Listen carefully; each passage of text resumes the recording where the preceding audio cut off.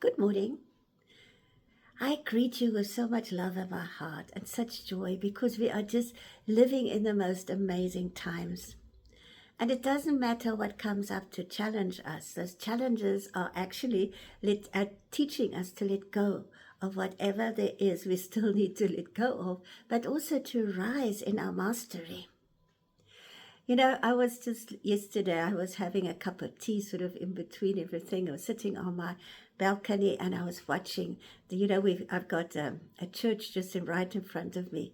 And every 2 weeks, every week for 2 days, all those mothers that homeschool their children, and of course fathers, they come together so that the kids can just be together and play together and socialize.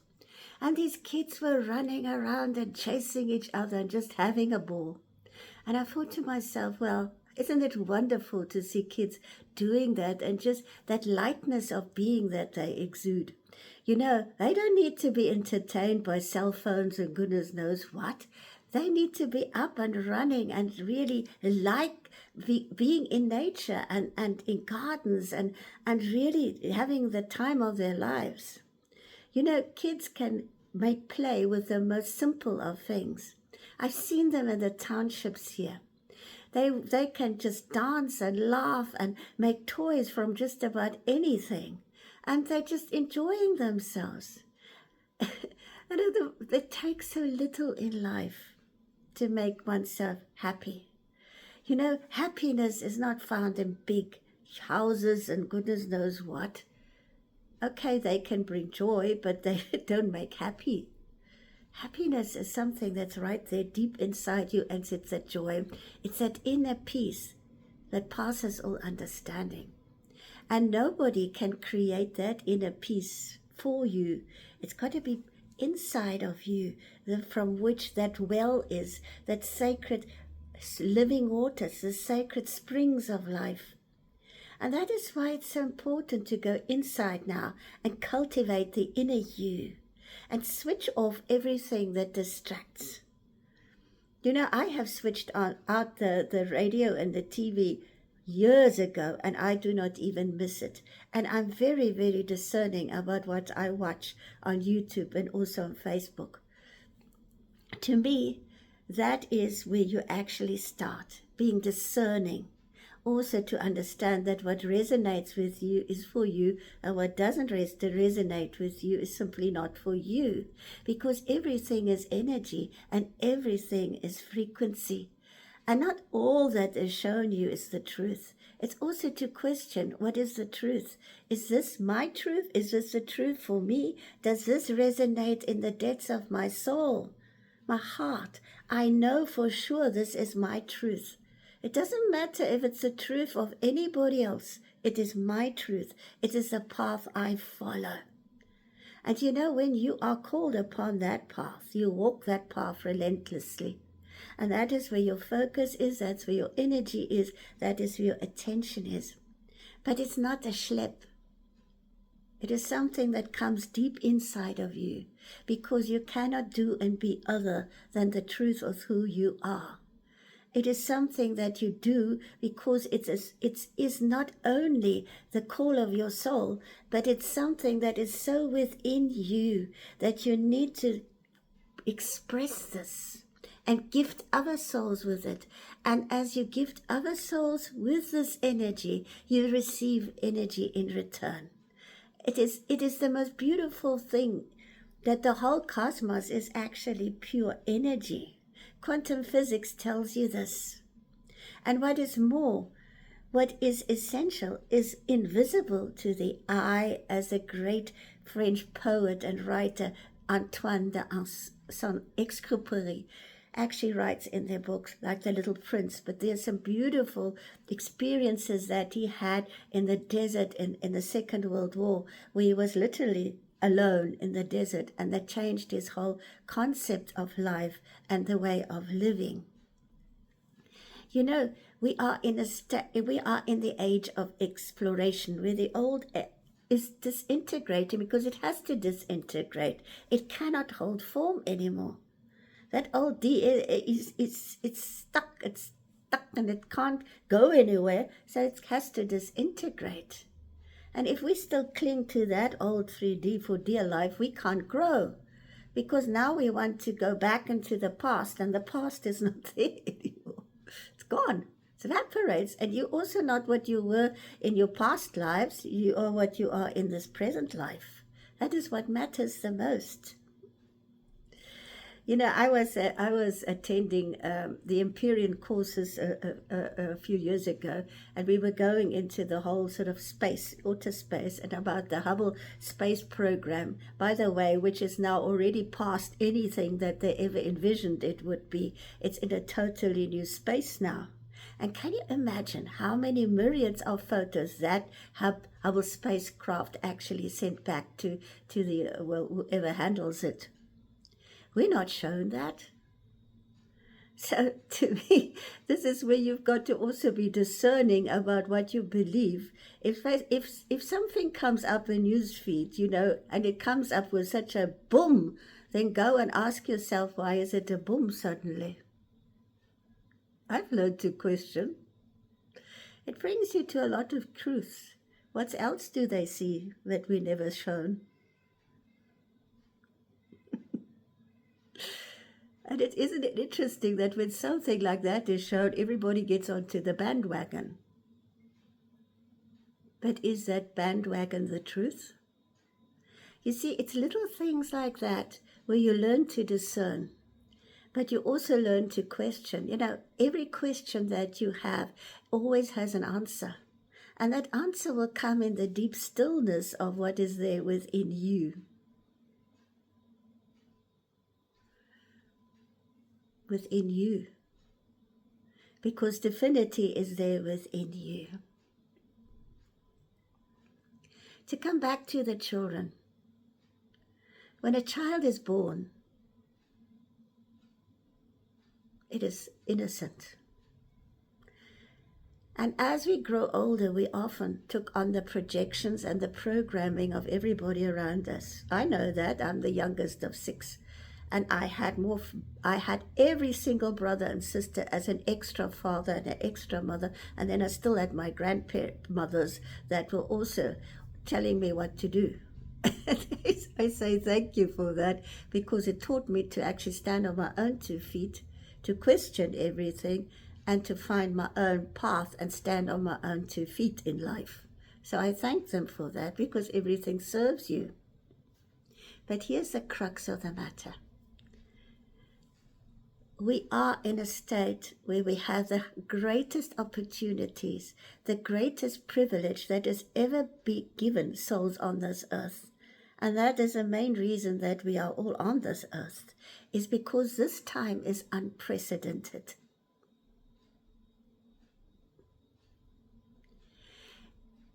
For the first time ever, any planet has the opportunity to ascend into a totally new form, be recreated. And our souls all are here because they knew this.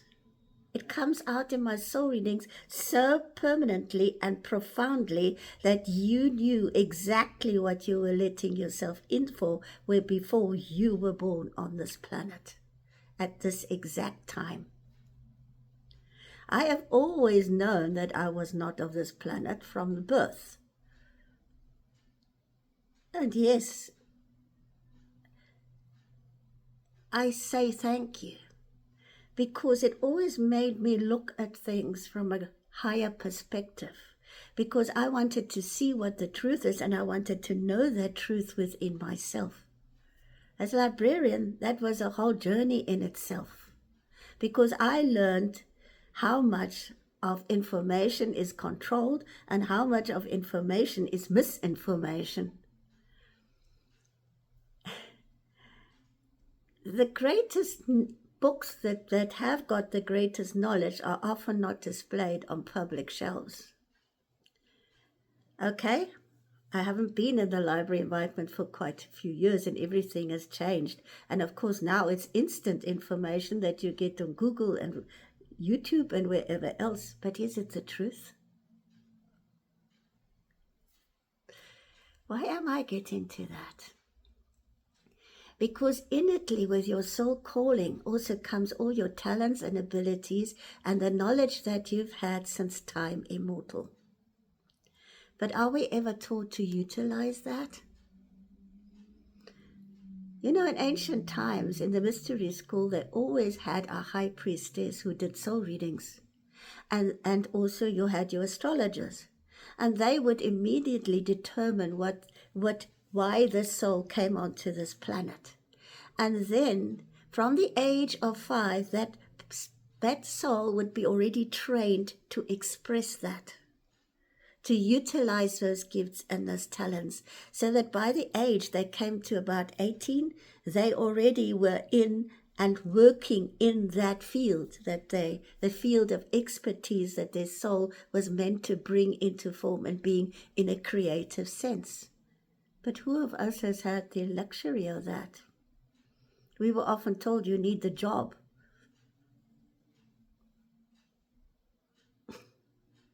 You need to earn money. Okay. Yeah, well, I know we can't survive, but I try to survive without money. It doesn't work. Yeah.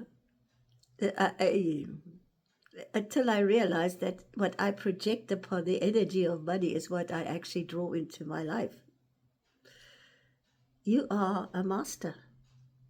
And that is exactly what's coming from before now. What do you decide to do with your life? If you choose to ascend fully, that old you has got to be really dissolving. But that's a good news. We are in this phase of total rebirth. We are being transformed into a new light body, into a new being. And that to me is where I've been called upon to go and for the next months until the 21st of December to assist souls who truly seek to be assisted, but also to have a community like a gathering of souls that will hold the picture of Immaculate Conception. The Immaculate Conception of the age of innocence, because that's what we're returning. We're returning to the state of purity, the state where we are the full embodiment of a white golden flame, the white flame of purity, of clarity, of love and joy, and the golden ray of Christ Buddha consciousness. If you take the whole concept, it's a Christ Buddha Atma, the eternal self-consciousness. That is a consciousness state. It's something that you embody in your soul. That in truth is what resurrection is all about. You cannot do that if you're not willing to die onto the old form of you. And if we think of how does a caterpillar change into a butterfly, is by the caterpillar becoming whoosh. It becomes liquid. And that's what we are. We're becoming liquid light. We're becoming plasma. And when you get to the state of oneness within yourself, the state of inner peace, the state of equilibrium, you are reborn. Because it is that state of utter love. And if I've ever felt that love intensely of the whole cosmos that is being showered upon us, I have felt it in the last few weeks.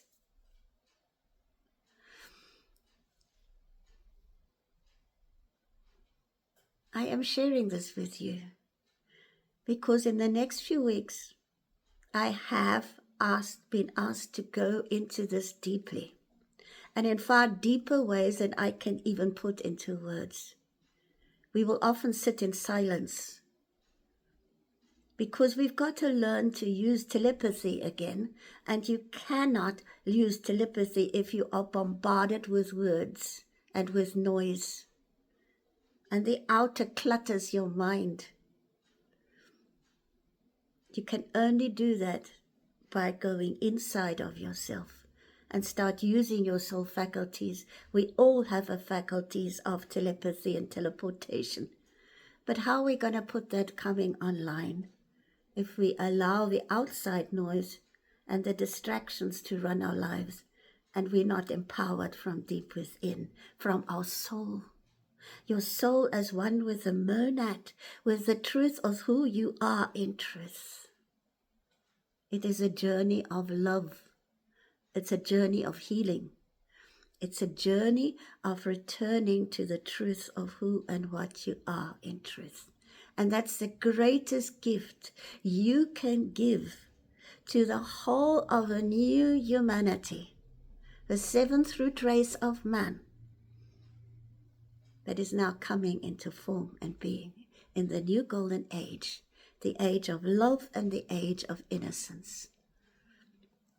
I will put the link below. If you have a heart call to join, then please join. You will know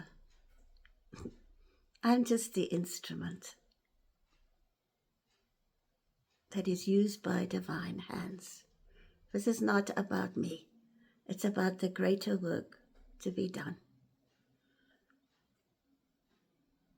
And the same applies to you.